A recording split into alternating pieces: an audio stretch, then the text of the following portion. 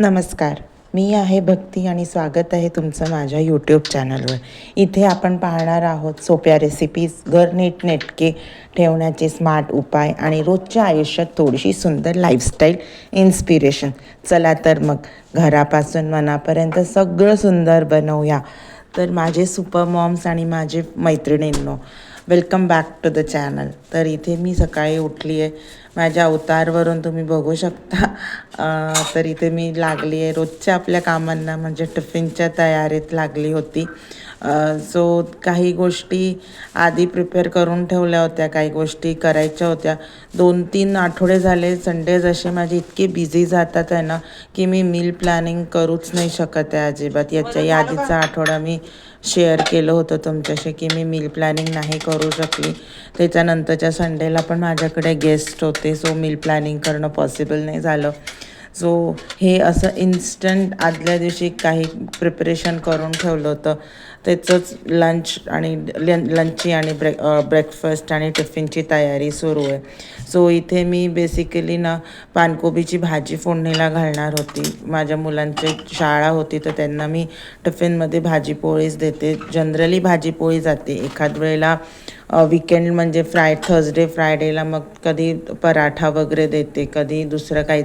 पण generally speaking त्यांना लंचमध्ये भाजी पोळीच दिल्या जाते. कारण एवढे वेळेची शाळा असते, राईट फ्रॉम 7:40 टू 2:30पर्यंत. तर मी त्यांना व्यवस्थित भाजी पोळी काकडी असा लंच द्यायचा विचार असतो माझा. सो इथे मी तीच भाजीची तयारी करत होती. सो याच्याही आधी मलासाठी मी बरेचदा तुमच्याशी पानकोबीच्या भाजीची रेसिपी शेअर केली आहे. बट स्टील कोणी नवीन माझ्या चॅनलला बघत असेल, फर्स्ट टाईम बघत असेल तर मी परत सांगते. तर इथे थोडंसं तेल घेतलं आहे. तेलमध्ये आपण बेसिक जे काही टाकतो, मोहरी, हिंग, कढीपत्ता ते टाकला. आणि आज ना मी थोडंसं ट्विस्ट, म्हणजे मी आज वाटाणे घालत आहे पानकोबीच्या भाजीमध्ये. मी उडदाची डाळ किंवा चण्याची डाळ घालून पानकोबीची भाजी अजिबात नाही बनवत आहे. सो मी इथे मिरची टाकली, लसूण टाकला आणि त्याच्यानंतर मी जे कांदा टमॅटो चिरून घेतला होता तो टाकला. सॉरी, कांदाच टाकला, टमॅटो नाही. कांदा टाकला आणि ते छान सॉते होऊ दिलं होतं. आणि ॲट द सेम टाईम ना मी दूध पण थोडंसं तापवायला ठेवलं होतं. कारण मी प्लॅन करत होते की मी पटकन कॉफी घेईल आणि विदाऊट टाईम वेस्ट मी घर क्लिनिंगला लागेल. बरं, मला ना तुम्ही खरं सांगा, तुम्हाला माझे व्हिडिओज कसे वाटत आहेत? मला ना कमेंट एक पण नाही येत आहेत. सबस्क्राईब तुम्ही बिलकुलच नाही करत आहे. तुम्ही बघता माझे व्हिडिओ, एंडिंगपर्यंत बघत नाही. या थोड्याफार माझ्या कंप्लेंट्स आहेत सगळ्यांकडनं. तर माझे व्हिडिओज एंडिंगपर्यंत बघा प्लीज. आणि सबस्क्राईब पण करा, बेल आयकनला नोटिफाय पण करा, so that every time me videos post करेल तर ते तुम्हाला नोटिफिकेशन येईल आणि तुम्हाला बघायला पण आवडेल. काहीतरी शिकायला भेटत असेल तर मला नक्की सांगा, तुमच्या फ्रेंड्सला सांगा, फॅमिलीला सांगा. सो हे झालं काही पर्सनल टॉक. आता going into again video. So मी इथे बेसिक आपले मसाले टाकून घेतले होते. गरम मसाला टाकला आणि त्याच्यानंतर पानकोबीच्या भाजीला खूप पाणी नाही लागत, कारण पानकोबीला ना स्वतःला अशी चवच नसते अजिबात. सो आपण जे काही मसाले टाकतो ते मसाले त्याला लागले ना व्यवस्थित कीच ती थोडीशी चव डेव्हलप होते. पर्सनली स्पीकिंग मला पानकोबी अजिबात आवडत नाही. बट रोज दर आठवड्याला काय करायचं हाही एक खूप मोठा प्रश्न असतो टिफिनमध्ये. आणि त्यातल्या त्यात मग हेल्दी द्यायचं असेल आणि सगळ्या भाज्यांची सवय लावायची असेल तर मग सगळ्या भाज्यात आपण पण खाल्ल्या पाहिजे.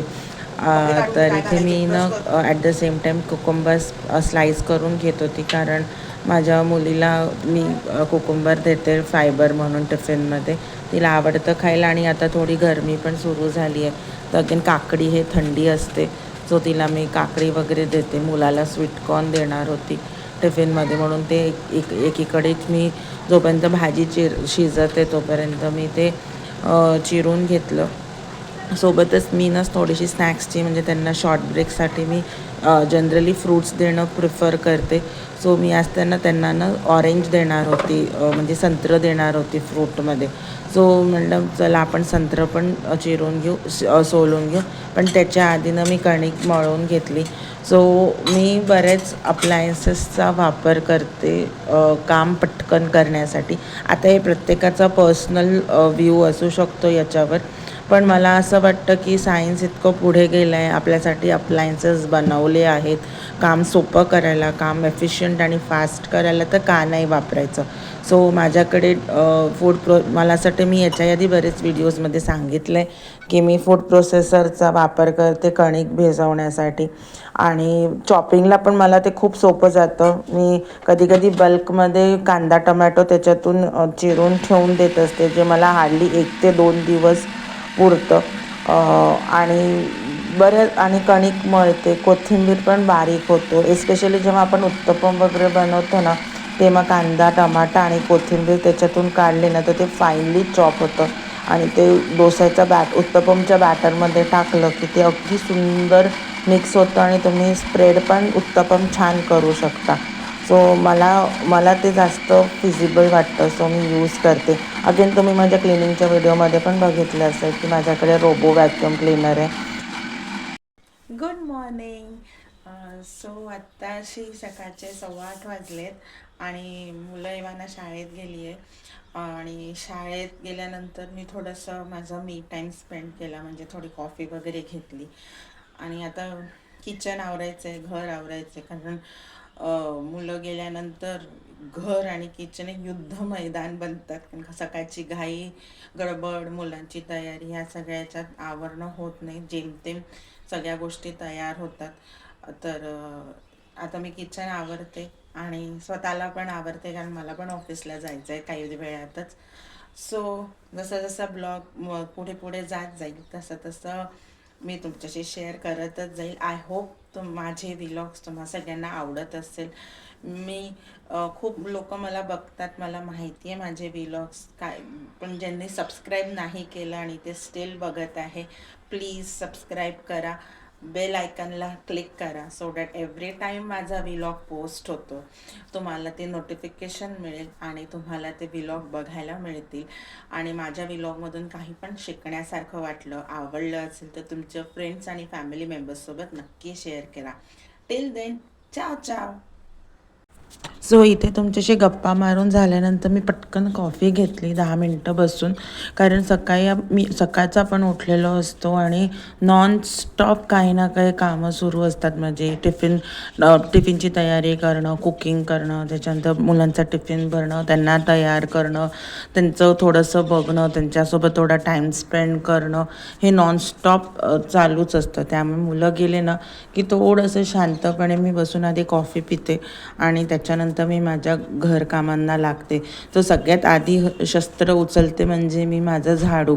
याच्याही आधी मी तुमच्यासोबत शॉर्ट्स थ्रू बरेच क्लिनिंगचे व्हिडिओज शेअर केलेले आहेत, आणि आताही मी माझं क्लिनिंग रुटीन तुमच्यासोबत शेअर करते आहे. तर इथे मी सगळ्यात आधी छान असा झाडू मारून घेतला होता. कारण एक पहिली गोष्ट म्हणजे तर मुलं अभ्यास करतात, ड्रॉइंग करतात, क्राफ्ट करतात, त्यामुळे ना बराच कचरा खाली पडलेला असतो. आणि robo vacuum cleaner minute dust clear करतो. टोगोचे केस वगैरे व्हॅक्यूम होऊन जातात, धूळ व्हॅक्यूम होते, पण हा जो पेपरचा कचरा आहे ना तो क्लिअर करतो. पण ना मग त्याचे जे रोलिंग व्हील्स जे असतात ना ते त्याच्यात जाऊन अडकतं. सो म्हणून मी झाडणे मारणं जास्त आधी प्रिफर करते, कारण ते समजा अडकलं तर ते काढणं एक खूप मोठे टास्क होऊन जाते माझ्यासाठी, आणि ते परत समजा तो खराब झाला तर he is a right hand for me. त्यामुळे मग माझी कामं अडकतील, त्यामुळे त्याची काळजी घेणं is my first priority. So असं तुमच्याशी गप्पा मारता मारता आणि हॉल क्लीन करताना मी बेडरूममध्ये आली होती. So 1 room at a time me clean करते. डीप क्लिनिंग रोज नाही होऊ शकत आणि कोणीच नाही करू शकत, आणि मी बिंग अ वर्किंग वुमन अजिबातच नाही होत. सो मी काय करते ना, छोट्या छोट्या ग्रुपमध्ये क्लिनिंग करत असते. सो आज माझ्याकडे थोडा वेळ हातात होता, तर आणि माझ्या बेडरूमचं जे शेल्फ होतं ते इतकं घाण झालं होतं की काहीच दिसत नव्हतं, कारण मुलांच्या परीक्षा पण आता थोड्या दिवसात येतातच आहे आणि त्याच्यावर मला थोडंसं ना एक्स्ट्रा पेन पेन्सिल सगळं अरेंज करून ठेवायचं होतं, सो दॅट त्यांना जेव्हा पाहिजे असेल तेव्हा ते पटकन घेऊ शकतील आणि त्यांना आणि मला पण त्यांना देता येईल आणि थोडंसं गोष्टी क्लिअर असेल ना तर आपलं माइंडसेट पण क्लिअर राहतं असं मला वाटतं. सो इथे मी आज आज माझ्या टू डू लिस्टमध्ये होतं की मी आज कसंही करून 15 ते 20 मिनटात मी माझं शेल्फ क्लीन करेलच करून. तर तेच मी तुमच्याशी शेअर केलं आहे. मी हा व्हिडिओ अपलोड करायच्या आधी त्याच्याबद्दलचा शॉर्ट पण अपलोड केलं आहे. आय होप तुम्ही सगळ्यांनी तो शॉर्ट बघितला असेल आणि तुम्हाला आवडला असेल तो शॉर्ट, कारण तो शॉर्ट अपलोड केल्यानंतर मी हा व्हिडिओ एडिटिंगला बसली आहे. सो मला माहीत नाही त्याचे स्टॅटिस्टिक्स काय आहे सध्याशी तर. आणि असं मी छान माझं बेड आवरून घेतला. मी याच्या आधी तुमच्याशी बरेचदा शेअर केलं होतं की मी 2 चादरी याच्यासाठी घालते की मी एक पेट पेरेंट आहे. बरेचदा टोगो पण बेडवर येतो, सो त्याचे पण पाय येतात, म्हणून मी एक्स्ट्रा एक चादर घालून ठेवते. म्हणजे खराब जरी झाले तरी आम्ही जेव्हा रात्रीला झोपतो तेव्हा ही वरची चादर काढून घेतो आणि चादर झटकून मग दुसरी चादर पण टाकतो. पण मी जी जुनी चादर टाकली होती ना ती पण मला चेंज करायची होती. सो आज मी ते पण एक काम केलं. माझ्या टू डू लिस्टमध्ये ते पण होतं की ती चादर चेंज करायची आहे. सो ते एक काम केलं. आता ना मी हे शेल्फ आवरायला घेतलं. तुम्ही बघू शकाल की माझ्या शेल्फमध्ये केवढा तो क्लटर पडला होता.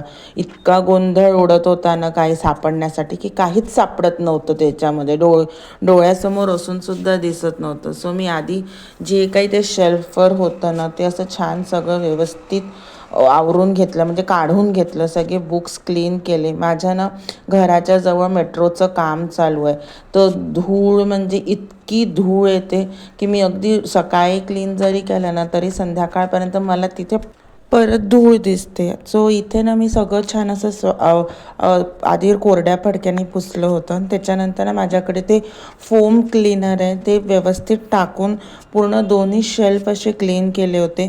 आणि बेसिक आहे ना क्लीन करणं हे एकच माझा टास्क नव्हता, तर जे गोष्टी नको आहेत मला, ज्या गोष्टी खराब झाल्या, जसं जे पेन्स चालत नाही आहे किंवा त्याची शाही संपली आहे किंवा जे स्केच पेन्स जुने झालेत ते मी आधी डिक्लटर केले, त्यांना डस्टबिनमध्ये फेकलं. कारण क्लिनिंग आणि ऑर्गनायझिंगपेक्षा ना पण मला असं वाटतं ना की डिक्लटरिंग आहे ना खूप जास्त महत्त्वाची टास्क आहे.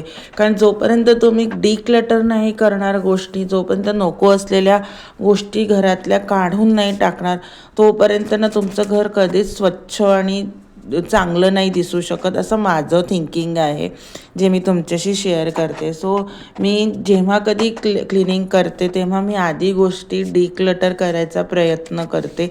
म्हणजे जे गोष्टी मग ते माझा वॉर्डरोब असो, शेल्फ असो, मुलांचं बुक शेल्फ असो, त्यांचं वॉर्डरोब असो, ज्या गोष्टी नको असेल, ज्या गोष्टी खूप वापरून झाल्या, ज्या गोष्टी अगदीच कामाच्या नाही त्या गोष्टी मी फेकून देते. ज्या गोष्टी थोड्याफार कामाच्या आहे, कोणी वापरू शकतं, ते मी डोनेट करते. आयदर डोनेट करते मी, नाही तर मी अशा कोणाला तरी रिलेटिव्सला देते की ज्यांचे मुलं लहान आहेत आणि ते यूज करतील. मेन एम हे आहे माझं की कोणाच्या तरी यूजमध्ये आलं पाहिजे त्या गोष्टी आणि अशाच पडून नाही राहायला पाहिजे. सो इथे तुम्ही बघू शकाल असं मी छान सुबक मांडणी करून ठेवली. एका ऑर्गनायझरमध्ये बुक्स अरेंज केले आणि एका मोठ्या पेन स्टँडमध्ये मी एक्स्ट्रा मार्कर्स, क्रेयॉन्स, पेन्सिल्स असं सगळं अरेंज केलं. एक छोटं एक्स्ट्रा पेन स्टँड होता ज्याच्यात मी एक्स्ट्रा इरेझर्स आणि शार्पनर्स ठेवले, कारण मुलं आहेत, कधी ते शाळेत इरेझर विसरतात, कधी शार्पनर विसरतात, कधी हरवतात. सो ते त्यांना लागतच राहतं, त्यामुळे मी ते थोडंफार स्टॉकमध्ये ठेवते. सो तुम्ही आफ्टर लुक बघू शकता माझ्या शेल्फचा मस्तपैकी कसं छान असं क्लीन झालेलं आहे. तुम्हाला सांगू का, मला बघून आणि इतका आनंद झाला तो शेल्फ बघून आणि इतकं सॅटिस्फॅक्शन झालं की फायनली मी ते आवरलं माझं शेल्फ, जे इतक्या दिवसापासून माझ्या बकेट लिस्टमध्ये होतं. सो असं काहीसं होतं माझं रुटीन. Thank you for watching.